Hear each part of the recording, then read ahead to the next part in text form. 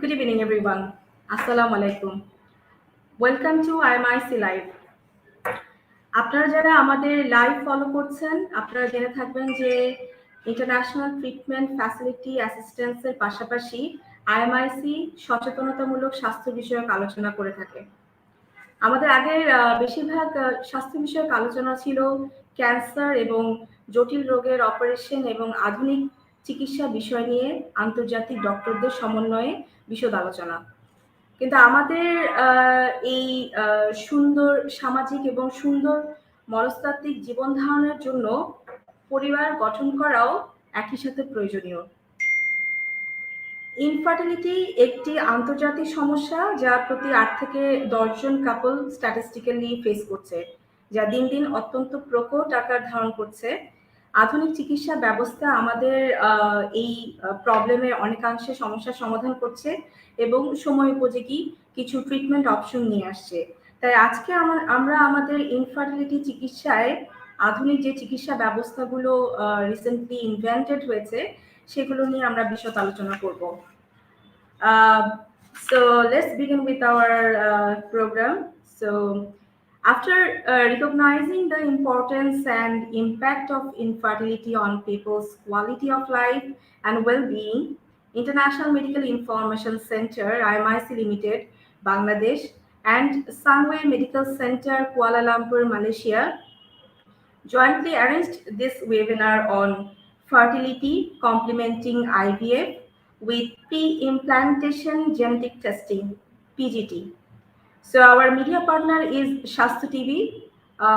আপনাদের যদি কোনো কোয়ারিজ কোয়েশ্চেন থাকে আপনারা আমাদের লাইভ সেশনে জয়েন করবেন, কমেন্ট সেকশনে আপনাদের valuable comments and opinion share করবেন। আমরা এন্ড অফ সেশন এই বিষয়গুলো নিয়ে ডক্টরদের মতামত নিব। So let's before introducing our panel, actually আমি আপনাদের কাছে ক্ষমা চেয়ে নিচ্ছি। আমাদের একজন খুবই প্রমিনেন্ট একজন doctor Sanjukta Saha, professor doctor Sanjukta Saha was supposed to join, কিন্তু একটা আনফরচুনেট সার্কামস্টেন্সেস এর জন্য উনি আসলে জয়েন করতে পারেন নাই এখনো। She is trying to join us, hopefully আমাদের এই সেশনের মাঝখানে উনি জয়েন করবেন। So so we have now the doctor from Malaysia. She's a very promising doctor with her all qualities. So before introducing her, I'd like to inform you about the hospital who is now joining with us, actually jointly organized this program, the Sunway Medical Center, which is which is in Australian Council on Healthcare Standards and Malaysian Society for Quality in Health, accredited private hospital located in the smart, sustainable Sunway city. So and very good hospital facilities they have. So let's get introduced with our today's panel. Today's doctor, Dr. Mei Lin, consultant, gynecologist, and fertility specialist, Sunway Fertility Center, Kuala Lumpur, Malaysia. Thank you, doctor. Thanks for joining with us. It is indeed my pleasure, Farzana, to be here today with all of you. Thank you. Would you like me to just okay, sorry, Farzana. I'm just coming back to you. Let me inform our audiences about a little short brief about your profile and the experiences. She had her BSc in medicine, MBBS from Australia, FRCOG from UK, Masters in Reproductive Medicine from Australia. Her clinical focus is in the management of fertility, and she provides a comprehensive range of assisted reproductive treatments including IVF, IUI, ovulation induction, egg freezing, and is well versed with advanced reproductive techniques such as pre-implantation genetic testing, PGT, which is our today's subject to discuss.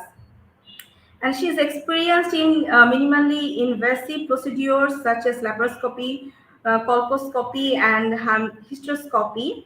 Dr. Ho also manage pre-invasive and benign gynecological disorders such as endometriosis, fibroids, PCOS, abnormal pap smears, menstrual disorders, and she's appointed as the president of Obstetrical and Gynecological Society of Malaysia in 2021 and 22. So very congratulations, doctor. And I'm your host, Farzana Wali Liza, Chairman International Medical Information Center. পুরো সময় জুড়ে আমি আপনাদের সাথে থাকবো। Thank you so much. So, Dr. Ho, so we are starting with you with our session. Especially, I know you have a presentation to discuss about today's topic. Especially, I'd like to hear from about the fertility treatment, advanced treatment options you have in Malaysia, and especially on the PGT process. And in what situation actually you consider to advise any patient for IVF procedure or PGT required? So all these things I would like to hear from you. So over to you, sir. Thank you, Farzana, for that very kind introduction. And it is indeed my honor and my pleasure to be here with all of you. And I've been to Bangladesh before, and I must say I found it a very pleasant experience. And I hope that I'll be back there someday. Okay, when this pandemic lifts, I think we can all travel again. Today, what I aim to do is to maybe just open up channels of communication between us and the people of Bangladesh, to see how we can help each other to attain our dreams of having a family. Okay, so in a nutshell, I'll try to keep it short because I do like a more interactive session. So please ask your questions at the end, and I hope that we'll be able to answer. And then any questions that we don't have time for, Farzana, maybe we can then communicate and maybe we can answer through emails. Is that okay? All right. Absolutely. So absolutely. Let's just start. Let's see if I can work the technology. Okay. Yeah. I've been practicing, but I'm still not very good at it. Okay, let's see. All right, here we go. Okay, let's go. All right, so tonight, what I would like to touch on is complementing IVF with pre-implantation genetic testing, what we can offer in our center here in Sunway Fertility. Just a little bit about us. We are unique in that we are set in a hospital setting, and Sunway, there are multiple centers in Sunway, and soon there will be a Sunway Medical Center in almost every corner of the country in Malaysia. That makes us quite approachable. We have had multiple awards, and our success rates for the average lady who starts with us now is about a 75% chance of getting pregnant. This is our team. So we do have a team of doctors working here with us, and we all have our own strengths and our speciality. So we are not a one-man show. And these are our nurses, embryologists, and our patient liaison team, who is very, very important in helping us to help you to attain your dream. So moving on to my talk. So in July 1978, hope was born for every childless couple with the birth of Louise Brown, the first baby conceived through IVF. And since that day in 1978, more than 8 million babies have been born through IVF. Now, why is this very reassuring? It is reassuring because these babies have largely been normal, and now they are going on to have children of their own. So the babies that are born through IVF are no different to you and me. What IVF aims to do is that we aim to mimic what happens naturally in our body anyway. So if you look at this initially from your day of your period, we will be giving you some medications to enhance the egg growth in your body. And when the egg is matured enough, we'll be retrieving the eggs. And then 3 to 5 days later, we will aim to put the embryo back into your body. Check this, Farzana, whether the slide is moving or not. Okay. Farzana, are the slides moving? No, slides are not moving. Oh, okay. What's this one? Oh, okay. Maybe we'll try something else. Right. Sorry about that.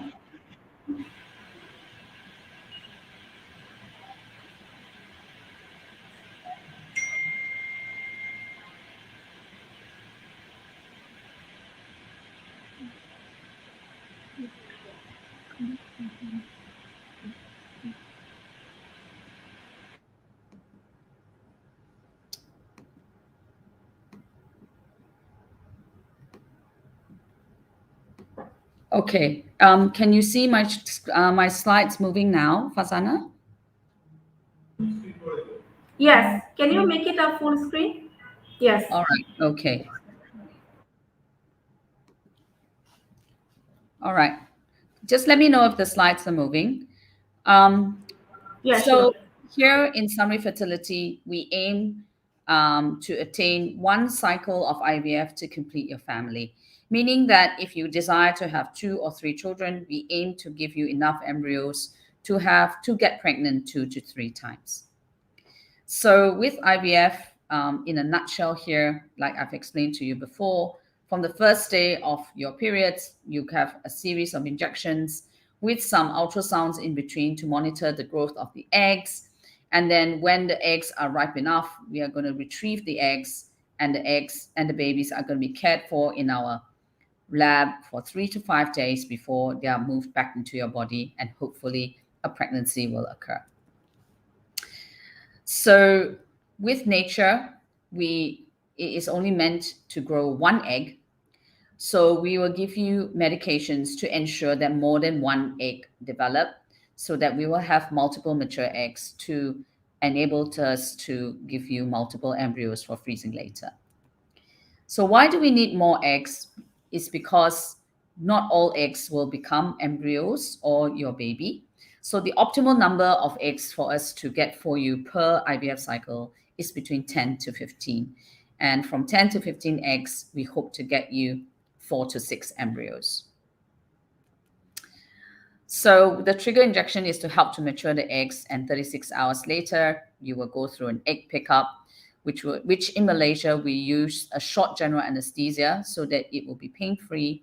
It is completed within 15 to 20 minutes, and it's done with ultrasound guidance. The fertilization is done in our lab, either through IVF or ICSI. ICSI meaning that we will pick the most beautiful looking sperm and we will inject it directly into the egg so that we rule out the sperm not being strong enough to fertilize the egg. The eggs are then cultured and grown for up to 5 days, where the temperature and the environment are precisely controlled. In our lab, we do use time-lapse technology. So I call it a CCTV for the babies, so that we can see exactly how the embryos are growing. And this, again, enables us to choose which embryos to transfer to ensure that your pregnancy success is enhanced. And the embryo transfer is done at day 3 or day 5. No anesthesia is required. It is much like a pap smear if you've ever had one done. And the best embryo is selected, and it's done again under ultrasound guidance. So how do we optimize your chances of getting pregnant? So now we get into the crux of it, where we talk about pre-implantation genetic testing. So previously, how we grade embryos is that we are actually looking to see what the embryo looks like. So we are judging it by looks. This person looks good, this person looks better. But we all know that we should not judge a book by its cover. So often the most great looking embryo may not be a normal embryo, and this is where the problem starts. So pre-implantation genetic testing essentially is to check our chromosomes or our genetic material. All of us have 46 chromosomes, 23 from our mom and 23 from our dad. So if you have 46 chromosomes, then you're good to go. So PGTA, or pre-implantation genetic testing for aneuploidy, is a test that we use to make sure that an embryo has 46 chromosomes, not more, not less. So there are 4 types of things that can happen to give you a normal number. You can be missing a chromosome, so you've got one less. So usually like for example, this is chromosome number 13. You have two. You have one for mom and one for dad. So this embryo only has one. So this embryo is has 45 chromosomes. This embryo has an extra 13. So this embryo has 47 chromosomes. And then you can have what we call a segmental loss or segmental gain. Means that you still have two chromosomes of 13, but one part is missing, and this one has the one part is extra. Okay, so these babies may also be abnormal, but it depends and see how we go. All right. So these are the 4 things that can cause your numbers to go funny. Okay, then the second part of genetic testing that we can do is called Pgtm. So this is for a genetic testing for people who already know that in their family there is some problem. And in our world, that could be things like thalassemia, hemophilia, sickle cell disease, and spinal muscular dystrophy. So if you already know that in your family there is a certain disease and you really don't want your child to have it, so what you can do is that we can screen the family, make a key for the family which is unique for your family and for that disease in your family, and then we can use this key to check your embryos to make sure that the baby that you have will not be affected by this problem. So this is for some people who already know that they have a problem in the family. Okay. So how is genetic testing carried out? So in a nutshell, genetic testing, there's 2 types, right? One, where your family is perfectly healthy and you just want to make sure that your baby has the normal number of chromosomes. And the second one is when your family has a problem and you want to make sure that your baby does not have the same problem. Okay, so what do we do? So what we do is we grow the baby till it is 5 days old. At 5 days old, that baby has maybe about 200 to 300 cells. We remove around 5 to 8 cells from the part of the baby that will become the placenta. The cells are then transferred into a tube. The DNA or the genetic material is then teased out of these cells. Then the DNA is magnified or amplified, and then they will read to see what the baby's DNA is all about. After the biopsy, the babies are all frozen and we wait for the results, and then they will be transferred back in your subsequent cycle or whenever you're ready to have a baby. So in a nutshell, this is what happens. So we take the cells that are supposed to become, so these are the cells that will become the baby. These are the cells that will become the placenta. We take out a few of these cells. So as you can see, the baby is not really hurt. And then these cells, the DNA is teased out. We will make multiple copies of the DNA. We run it through the library so that we can see what problems the baby has, what the problem don't have. And then it comes out with the answer as to the baby is okay or not okay.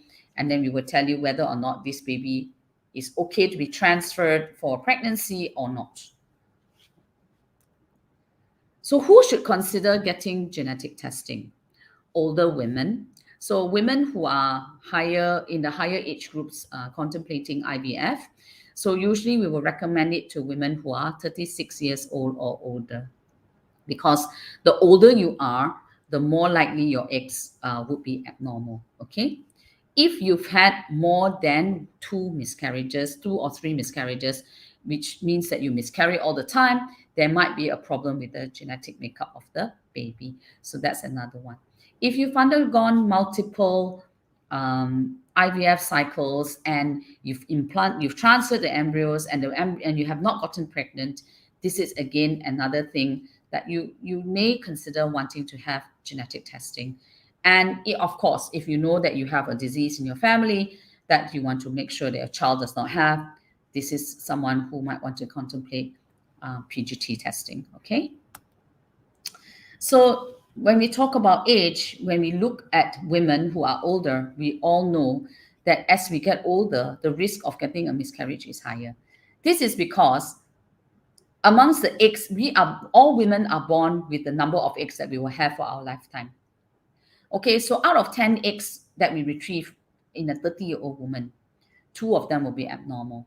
And the abnormal eggs will increase as our age goes up. So as you can see, in a 43-year-old woman, the majority of her eggs are not normal, and this will not make normal babies or normal embryos. So that's maybe a reason why older women have more troubles getting pregnant, and this may be a reason why an older woman may want to opt for pre-genetic testing. So with genetic testing, even if let's say you're young or you have you have a higher chance of pregnancy. So usually we say overall your chance of getting pregnant with Sunway is about 75%. If you are going by age alone, if you're younger than 36, then your chance of getting pregnant is maybe about 60%. If you're above that, if you're 36 and above, then it'll be about 40 to 50%. And if you're older than 40, then your chance of getting pregnant is less than 40%. With genetic testing, if you are transferring a genetically normal embryo back into you, the chance of a woman getting pregnant, regardless of age, is about 80%. So it is significantly increased.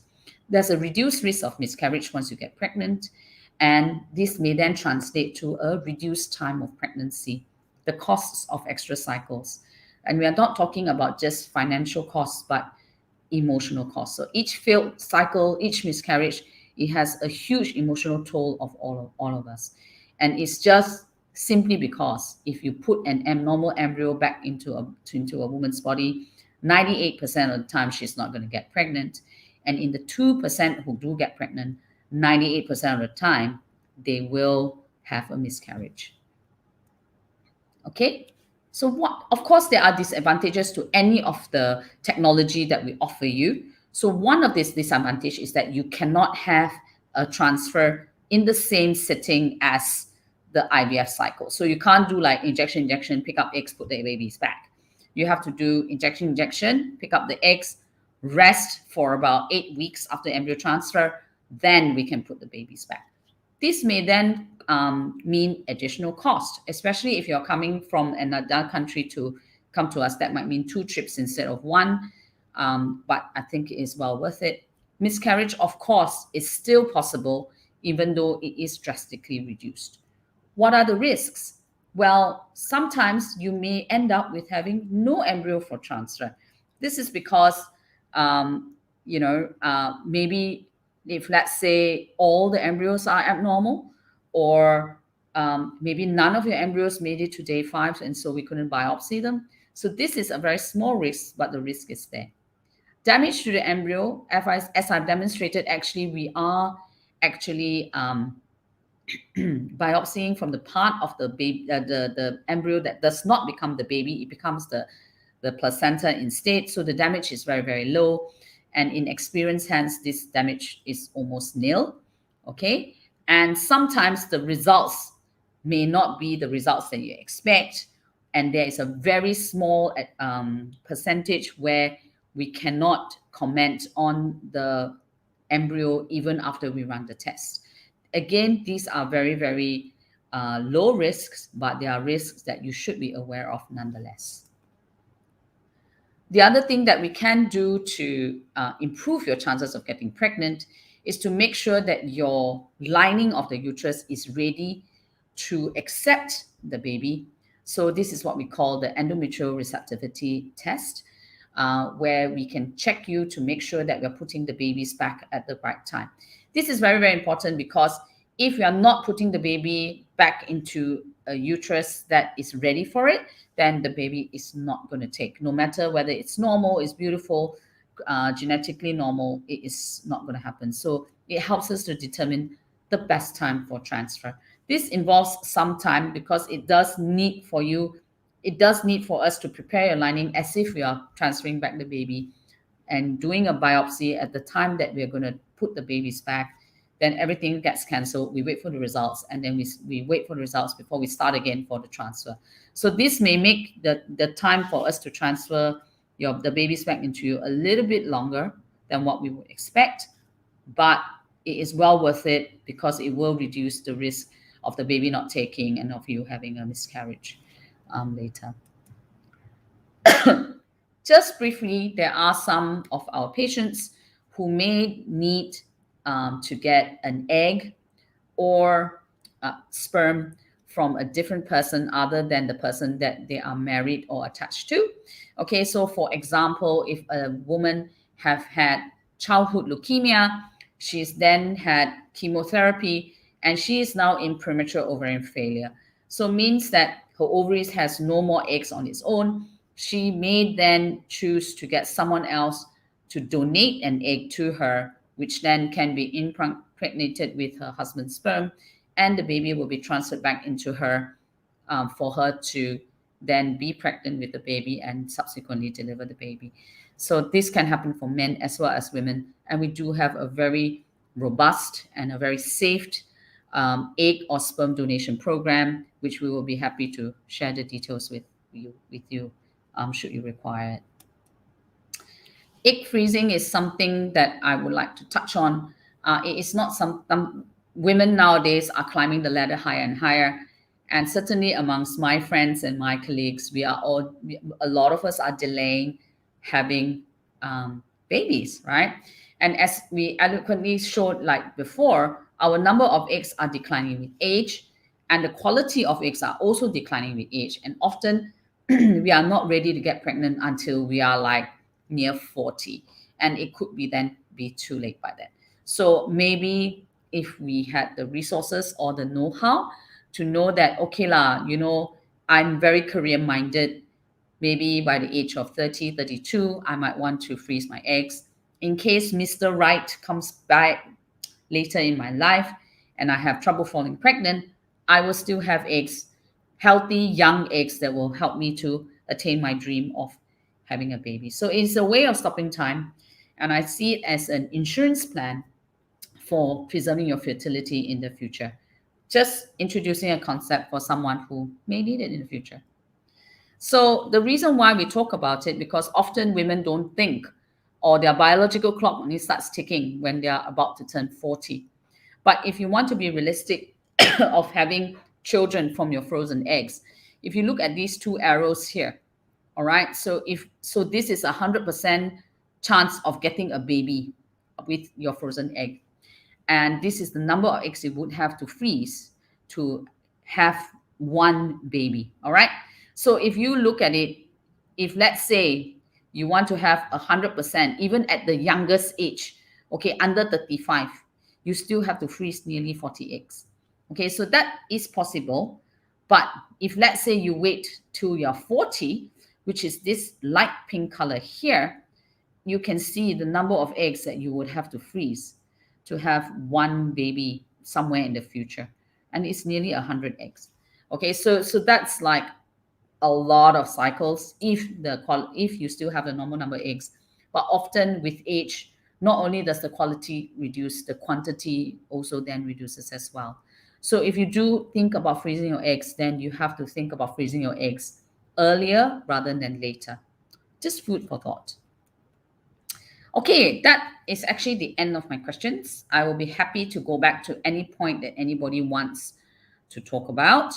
And I'm open to any questions now.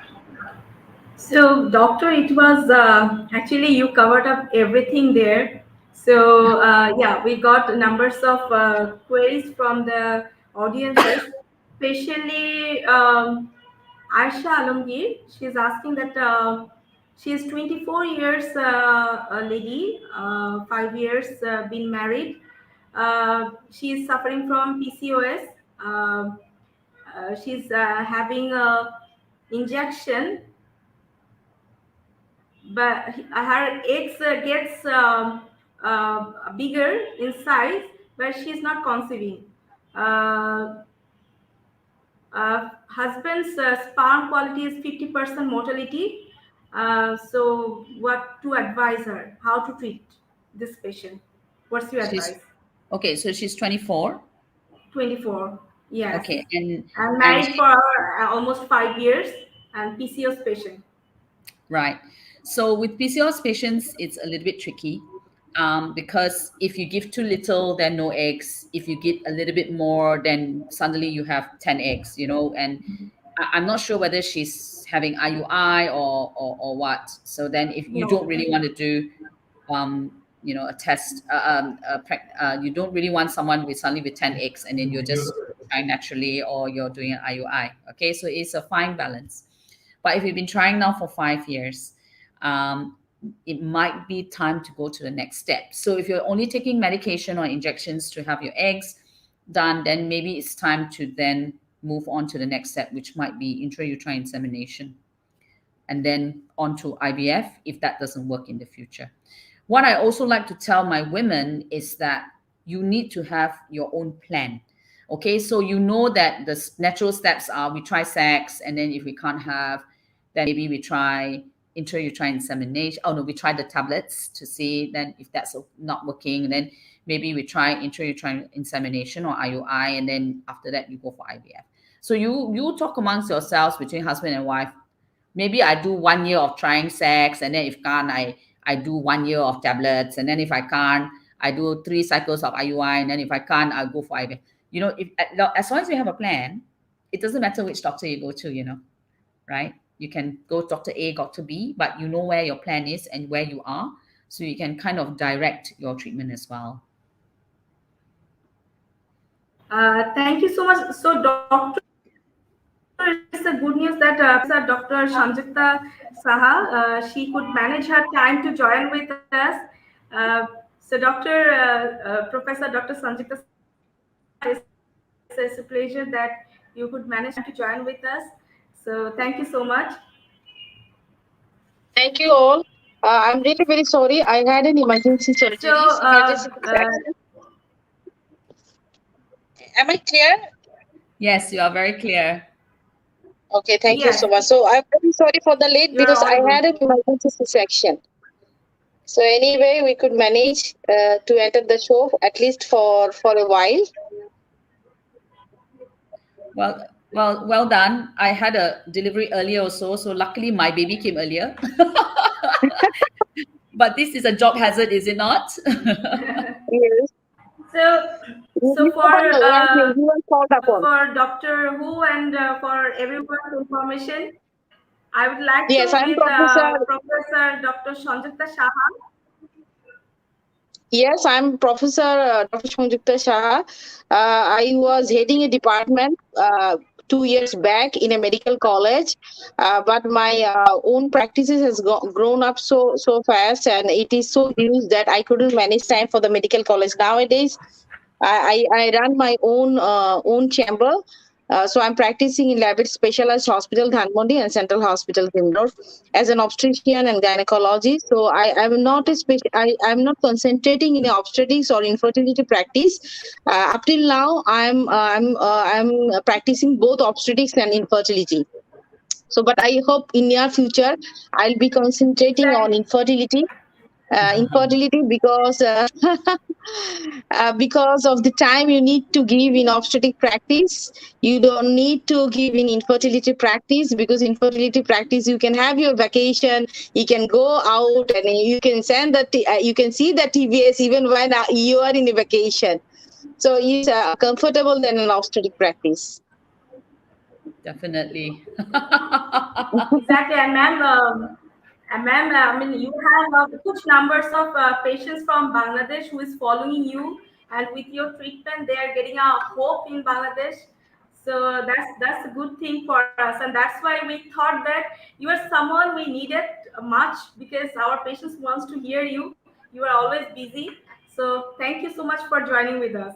Especially now, I'd like to hear from you with your vast experiences, how you are managing all these patients, especially what are the advanced treatment options we have in Bangladesh, and how you are dealing with this infertility issues in Bangladesh, which is day by day increasing here in our country. The incidence is high throughout the globe, because as we all know perhaps that because of the delay marriage and delay childbearing, so many things are coming like endometriosis, adenomyosis, which are really big issues in infertility.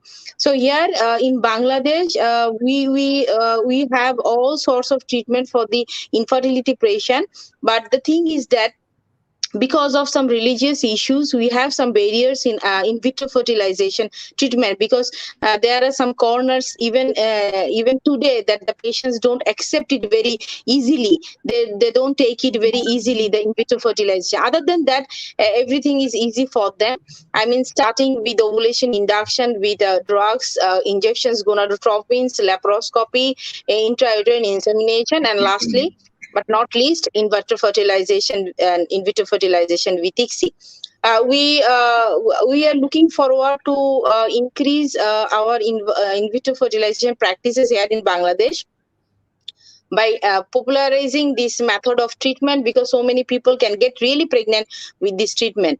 The problem is that awareness of the patient about the age of the wife, because so many people are thinking of in vitro fertilization at the end of the reproductive age. Like they're thinking, okay, we have all tried medicine, IUI or laparoscopy, now we have to go for IVF now, because she's 39, 40 now, she should options for IVF, which is very wrong. Because in infertility, the ovarian reserve is very important, and science has nothing to do with the ovarian reserve till now. There are some researchers are going on with PRP that they could increase the ovarian reserve, but still it is in the research project. So what I will advise to all my infertility patients, you have to take decisions when it is required. Like if you at the age of 25 years you have bilateral tubal blockage and you have nothing to do with the big hydrosulfings, then you should go for in vitro fertilization without thinking a second thought. Because otherwise, as you go and you seek medical advices with different gynecologists who are not practicing infertility, they cannot actually tell you what to do or when. And when you are going to infertility specialist, at the end of the day, we find that your ovarian reserve is very low. So this is it. And another one is we can give patients laparoscopic surgeries. Laparoscopic surgery is really gold standard in so many different types of diseases with infertility. Fibroid uterus, sometimes we get very big fibroid and patient doesn't know what to do. Sometimes we get 10 centimeter, 15 centimeter fibroid, even with unmarried patient. And laparoscopic myomectomy has tremendous results with fertility. I have seen least, they get quickly fertile after getting the fertility treatment after surgery. So we can they don't have to go outside Bangladesh to have this treatment like laparoscopic myomectomy. Actually, size is not a matter for mama. People are thinking that okay, a big mama cannot be negotiated.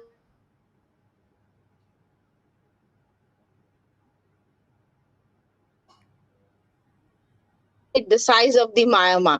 I don't think that open surgery has much to do with the myoma than laparoscopic surgery. So you have to find out the very expert laparoscopic surgeons who can do myomectomy. And myomectomy is really has a very good result. I have seen in my last 5 years of laparoscopic myomectomy, they have got very easily pregnant.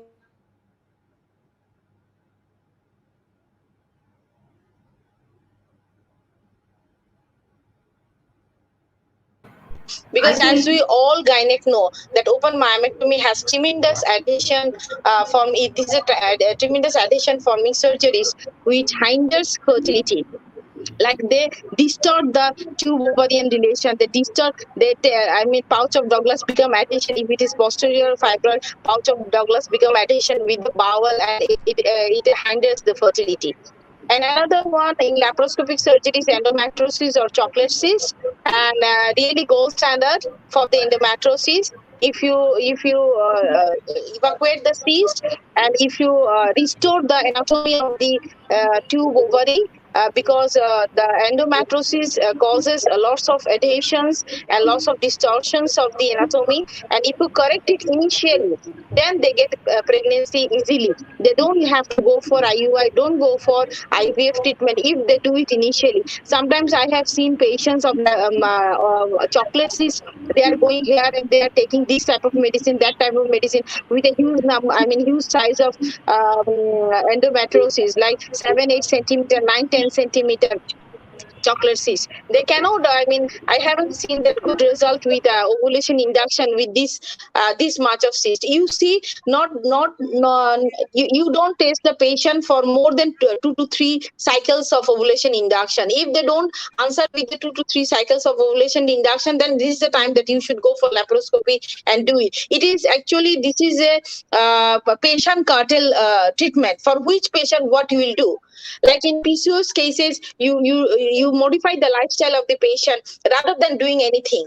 Don't give her any ovulation, nothing. Just tell her to modify the lifestyle of hers. If she is a fat PCO, then tell her to reduce the weight, and she will spontaneously ovulate. And sometimes I have seen my patients going to gym, and in the middle of the gym, they are telling that, oh, I have missed my period as usual. She herself doesn't know that she is pregnant, and we find that she is pregnant.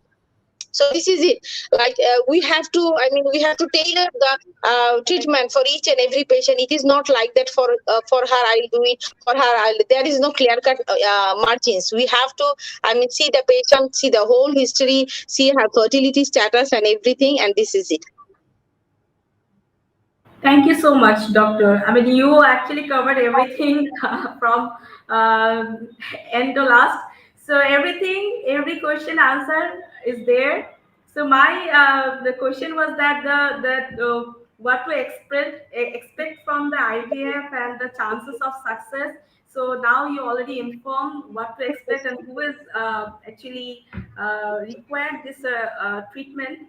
And absolutely, I know that আপনি যেভাবে treatment করছেন আমাদের দেশের পেশেন্টদেরকে absolutely তারা খুব ভালো একটা solution পাচ্ছে। IVF process is absolutely expensive and অবশ্যই এখানে একটা টাইমের ব্যাপার থাকে, কিন্তু যারা অ্যাকচুয়ালি সত্যি কারা এই সার্জারির জন্য রিকোয়ার্ড এটা ডিটারমাইন করা খুব ইম্পর্টেন্ট যে কোন সময়টাতে এবং করতে হবে, স্পেশালি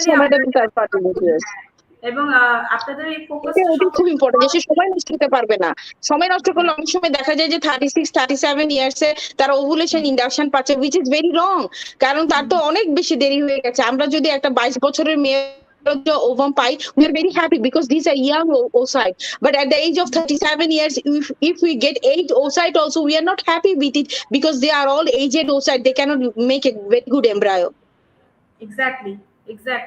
So yeah, এই তো গেল ডক্টর হো মিলিন সব আপনাদেরকে জাস্ট পিজিডি বা জেনেটিক প্রবলেমের জন্য কিভাবে ট্রিটমেন্ট করা সম্ভব সেগুলো নিয়ে ইনফর্ম করলেন।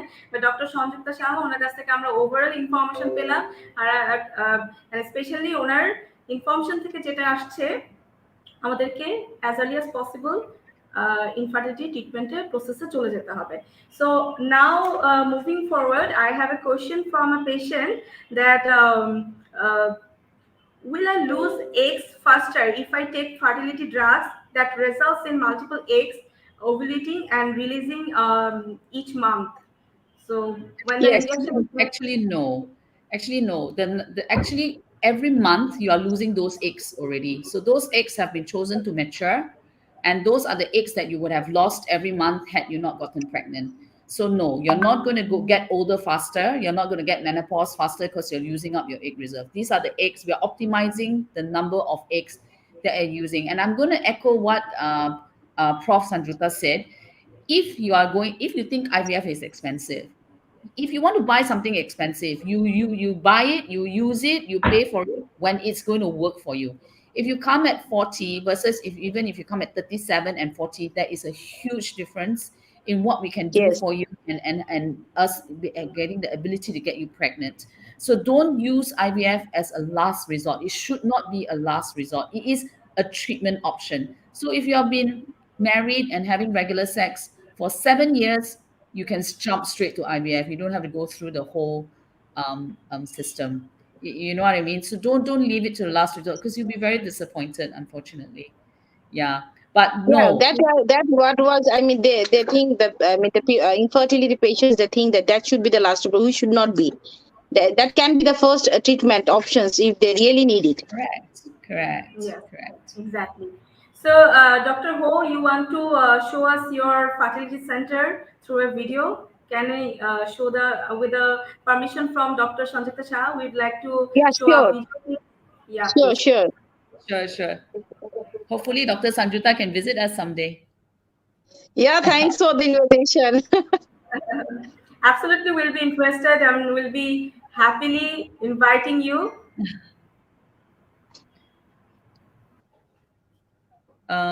Simon, can you share the video, please? Yeah. Hi everyone, my name is Dr. Kandapan Palaniappan and I'm the Clinical Director of Sunway Fertility Center. Our fertility centers are strategically located across Klang Valley in Sunway Medical Center, Sunway Specialist Center Damansara in Kota Damansara, and Sunway Medical Center Velocity in Cheras. Hi everyone, I'm Dr. Mei Lin and I'm a consultant gynecologist and fertility specialist with Sunway Fertility Center. Here at Sunway Fertility Center, we've got you covered. We can offer you a wide range of services, starting from a simple assessment to see why you are not getting pregnant, to the most up-to-date high-tech technology where we are able to look at the insides of your embryo, looking at the chromosomes to see whether or not the embryo was normal to start with, and if that is the reason why you're not getting pregnant. So artificial reproductive techniques covers a very wide range. It can be as simple as a little pill that you take for 5 days during your period to ensure that the egg comes out. Or it can be as simple as us introducing the sperm back into the woman's body at the right time. This is called intrauterine insemination. Of course, at the other end of the spectrum, it involves a series of injections for us to ensure that the eggs are there. And then at the correct time, we will collect those eggs and then we will make the eggs and the sperm meet in the laboratory to ensure that babies are formed. And these babies are carefully cared for in our lab for 3 or 5 days before they are placed back into your body, and hopefully at the end of 2 weeks we can confirm your pregnancy, and of course at the end of 9 months you have a healthy, bouncy baby. We also offer pre-implantation genetic testing, ranging from making sure that the baby is normal to start with, or if someone already has a genetic disease in their family, we can specifically look for those genes and ensure that your baby does not have those genes before we put the baby back into the womb. These techniques will improve your chances of getting pregnant. In addition, we also offer fertility preservation services. So if a loved one or if you yourself has been diagnosed with, say, cancer at an early age, this is one of the things that you should think of to preserve your fertility for the future. Because medicine is getting more and more sophisticated, so we are saving more and more young lives. But while we save young lives, we should also think about their future and to ensure that they will be able to live their life to its utmost potential, and that would involve having children. We also offer an extensive range of laparoscopic and surgical procedures, as well as thalassemia screening, and for those who are not able to get pregnant with their own eggs or their own sperm, a gamete donation program. So please come and see us at Sunway Fertility Center. We hope that we will be able to help you to achieve your dreams of having a baby. So this is how we do a semen analysis here, and we're using a computer software so that there will be very minimal variation from technician to technician. An embryo storage tank where we will freeze your embryos either at day 3 or day 5. So this is an embryoscope where we will monitor your embryos in real time, and we don't need to actually remove your embryos to look at the development. You can just look at the development here just in real time. This is where we will perform an IMIC, ICSI, where the embryologist will actually inject the sperm into the egg to ensure fertilization happens. This is our operating theatre where we do multiple procedures here, such as egg pickup, intrauterine insemination, and also embryo transfers. After the egg pickup, the sample will be collected and passed through to the lab for the embryologist to check how many eggs that we've collected. I do realize that the COVID pandemic has brought upon significant changes to our daily lives. Here, I would like to take the opportunity to assure everyone that at all our centers, we practice new normals such as frequent sanitizing, wearing masks and social distancing to ensure the safety of our patients and staff.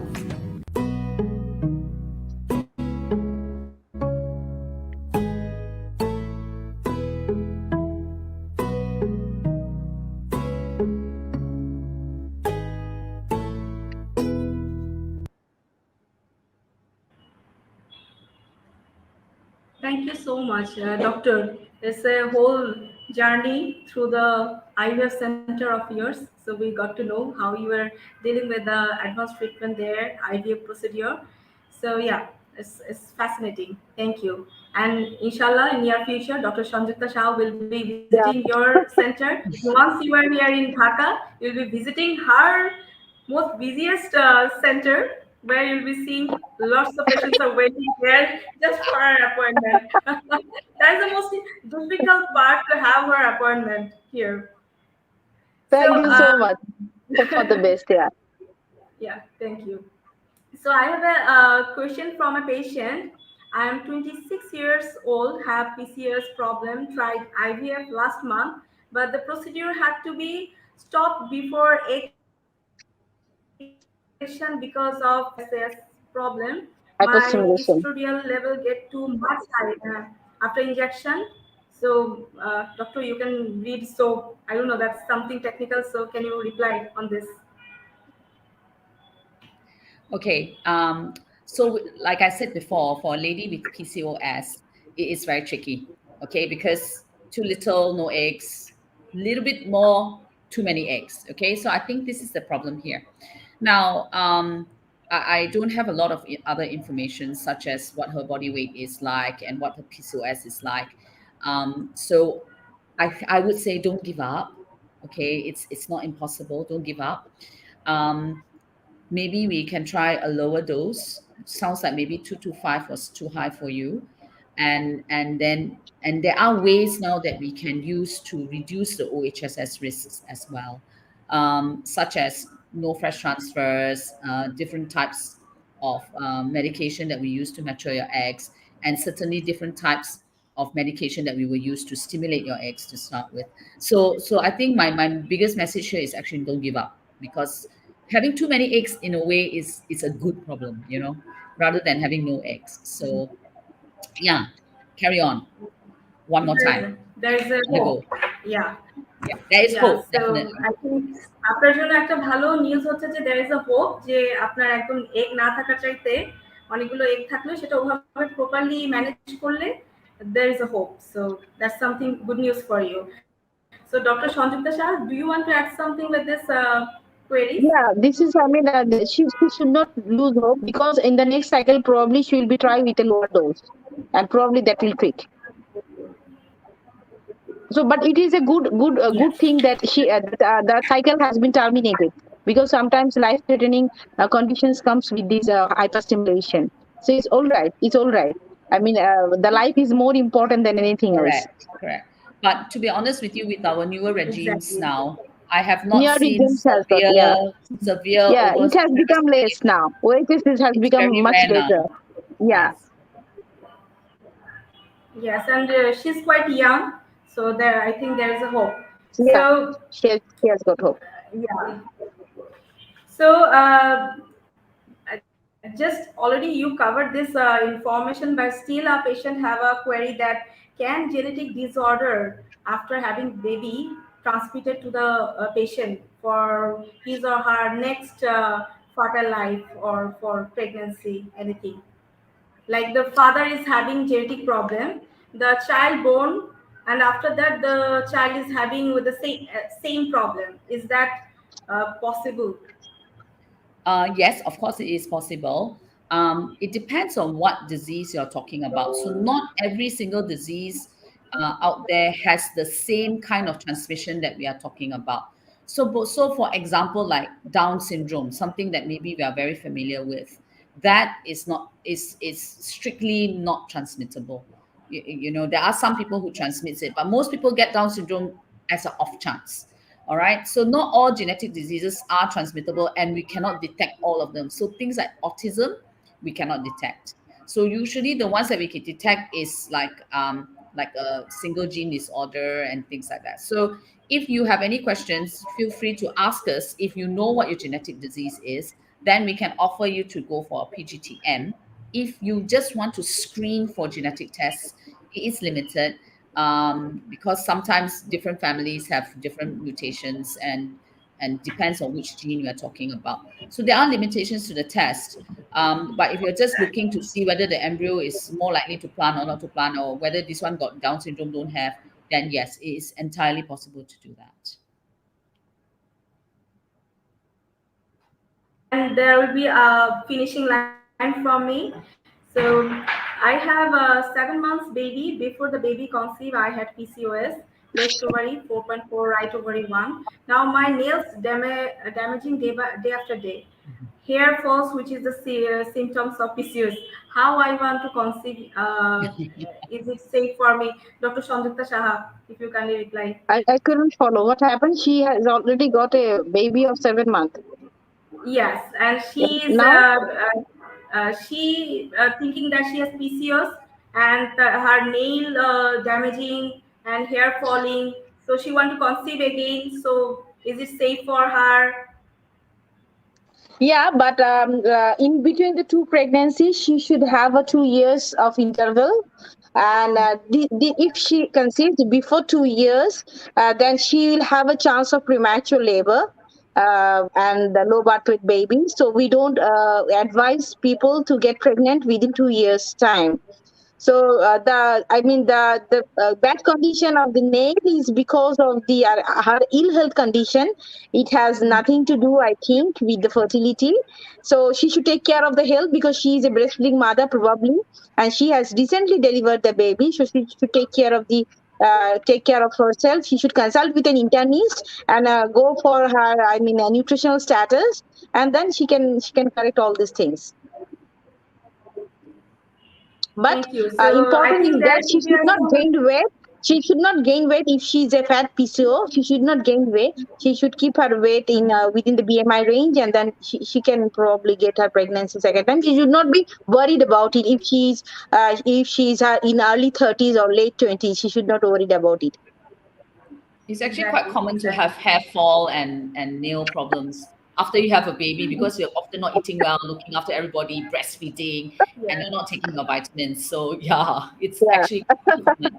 So yeah. I don't think it's So got to be PCOS. Totally So agree with you. the last, yeah. So the last question to both of you, doctors, since according to our social perspective, the patients, especially when the infertility issue comes, the all blame goes to the women, and we don't know that the maximum of us doesn't know that this is actually associated with both the parent, husband and wife, equally.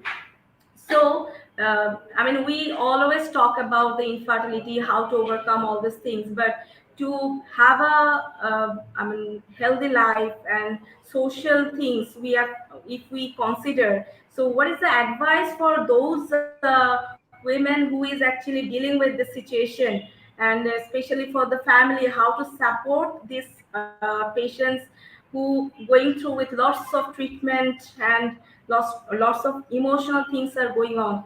So first of all, I'd like to hear from Dr. Sangjukta Saha and then Dr. Ho. The first question was whether in our society they all victimize the woman because they think that most of the Yeah, infertility cases are due to woman cause, which is very wrong because the incidence is different.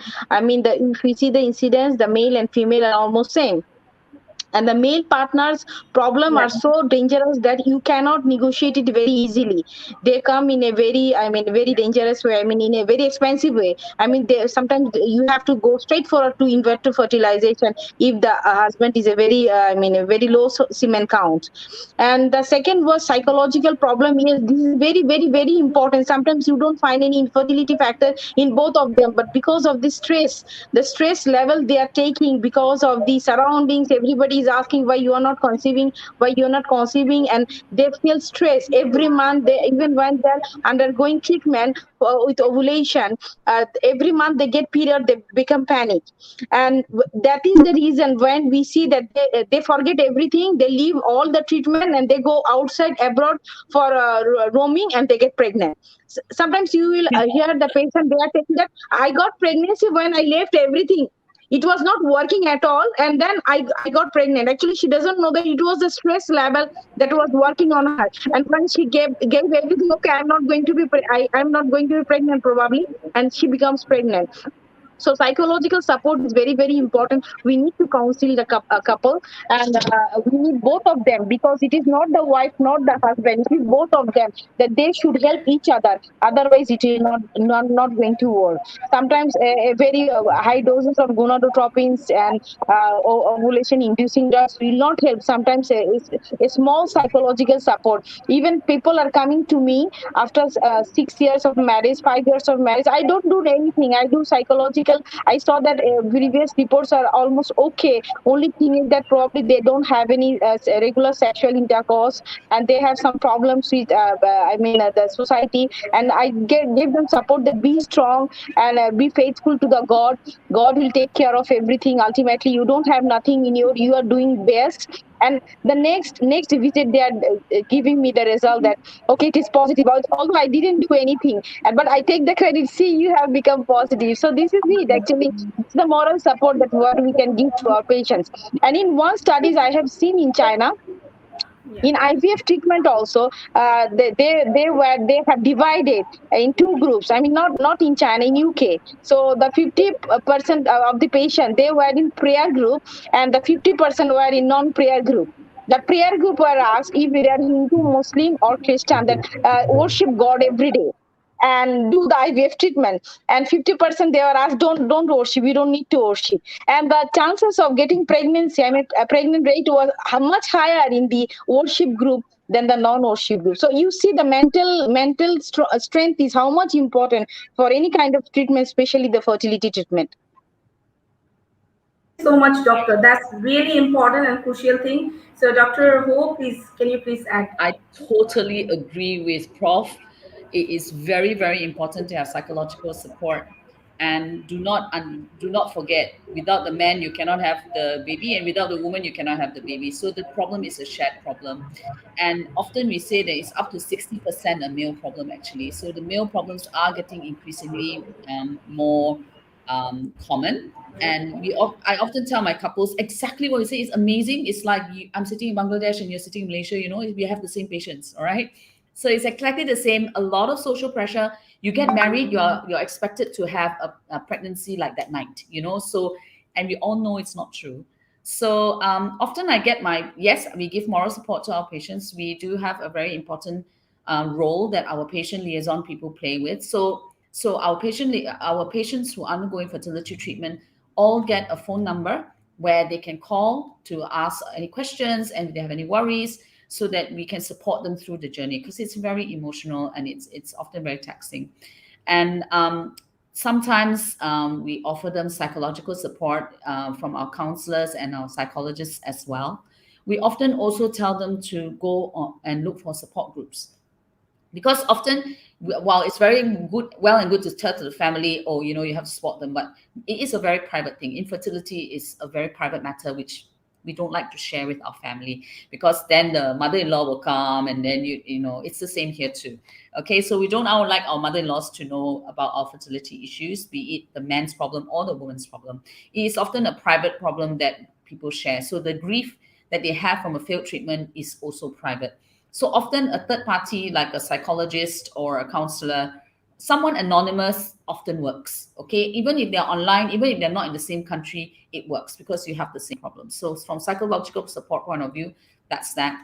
For the men out there, please support your wives or your partner or your girlfriend when they're going through this, because it is very, very emotional. Okay, and for guys, for the women, you have to support your men as well, especially if they have issues and the fertility problem may be stemming from them. So remember, it's a partnership and you're in it together. Hopefully your doctor can help you too, and the team that's helping you with getting you pregnant should help you as well. Thank you so much. It's a very informative discussion. I know lots of questions are coming, flooding my comment section. We will, we're hoping that in near future, we'll have Dr. Sangjukta Saha again for more queries, and we can discuss more about other problem associated with the infertility problem, not only on IVF.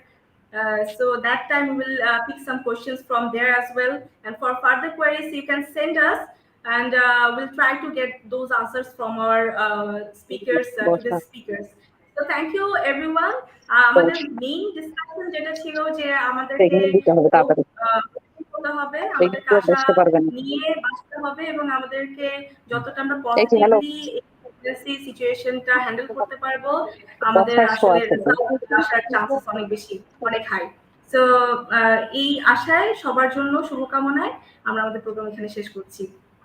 Thank you, Dr. Ho and Professor Dr. Sangjukta Saha for your time. We are absolutely honored. Thank you. Thank you so much. Yeah, bye. Bye-bye. Bye.